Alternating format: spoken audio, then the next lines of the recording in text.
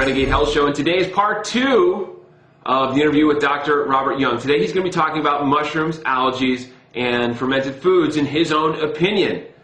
Might be a little controversial for those of you who follow the Renegade Health Show, but go ahead and take a look. What about some of the foods that are kind of that cause acidosis, right? So algae, mushroom. Is that right? Is that terminology right that I said? Well, the one food that probably destroys the body the quickest, that throws it into demineralization and a state of acidosis, is animal protein. If you want to kill yourself quickly, eat meat. I mean, it'll kill you faster than anything. If you're going to die in your 50s, 60s, you may make it to your 70s. Then eat beef, chicken, pork, and fish. Go for it. Kill yourself. Knock yourself out. You know, there's a double loss of base or alkalinity when you eat meat. Meat does not add any nutritional value other than just destroy your life. You know, it robs you of your alkaline buffers, throws you into latent tissue acidosis, constipates your body, you know, and that's why most people stink. You know, that's why they have body odor, that's why their eliminations smell, that's why they have gas or flatulence. They eat meat. You can smell somebody that's a meat eater. You can just look at their eyes and their skin, you know. In fact, a lot of times the people that eat meat start looking like the animals they're eating, because there's actually intelligent matter that actually starts shifting. You know, the animals they eat, and many times they become. And it's probably the worst of all foods that one could put in their body. I see no nutritional value whatsoever. Our bodies do not feed on calories. Our bodies feed on electrons. Electrical potential. Our bodies are electrical. If you don't believe me, put your finger in a light socket and you'll find out very, very quickly how electrical you are. The conductivity of electricity and the flow of energy is in a fluid of salt. The problem is not salt, the problem is acidic lifestyle and dietary choices. See, doctors should say, you know, Mr. Jones, Mrs. Jones, you need to get off your acidic lifestyle and diet. In fact, get off your lazy ass and start moving it, you know. Have you ever heard of exercise?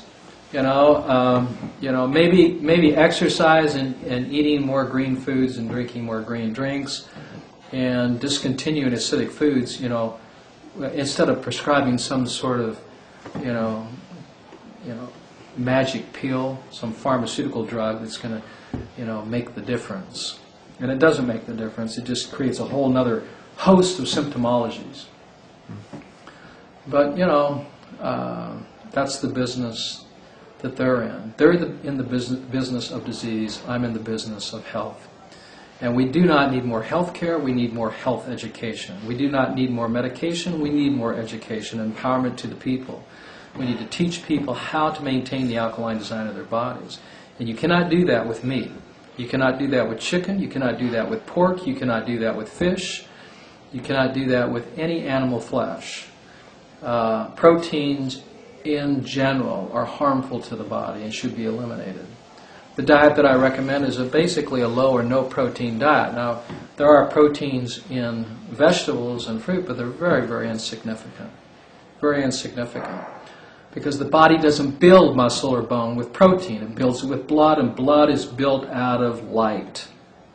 If you've ever seen an 11 or 12-week fetus, I mean, it's miraculous. Bones and muscles are literally transformations of blood, and blood is a transformation of green foods and green drinks. And I've seen that transformation take place. We have followed thousands of patients that are blood deficient with RBC counts in the 4s and in the 3s, literally increase in their quantity and in their quality when they start moving to high chlorophyll type foods. You know, foods that contain molecularly structured like hemoglobin is the chlorophyll molecules. So we focus more on those. You cannot build blood with vinegar. You cannot build blood with mushrooms and algae, but you can break the body down if you eat them. I mean, think about it, folks. Where do algae and fungi, where do you find them? Under rotting, decaying bodies, in stagnant, poisonous, toxic lakes, streams, and rivers. I mean, who cares if it has good mineral or chlorophyll content? Biologically, its whole purpose is to break down dead bodies. And every time you put algae and fungi and bacteria that we call healthy bacteria, probiotics, all you do is take one step closer to the grave. Our bodies need more light, they need more energy, not more biological transformations that are essential to life, to breaking down dead bodies so that they can go back to from whence they came, so they can be part of some organized matter. They provide a purpose. They're part of the evolutionary chain. But all you do is speed that process up when you start consuming them. You take days, months, years off your life when you start eating these types of foods. So no, you don't eat these foods. Dairy products, are problematic too as well, and they have to be curtailed. They contain sugars such as lactose, which is an acid that breaks down to lactic acid, which is one of the major cancers, one of the major acids for causing a cancerous condition. If you want the diet for immortality, all you have to do is understand that maintaining the alkaline design of the body, nothing decomposes within that particular environment. The key is you have to keep changing the fluids every 24 to 48 hours and focus on maintaining the biochemistry of the fluids to maintain the integrity of the health of the cell, because the cell is only as healthy as its environment. And if the environment is not alkaline, then the cell will start transforming into algae, into mushrooms.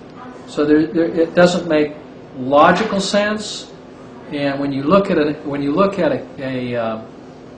electron micrograph of lung cancer, the lungs are full of algae and mushrooms.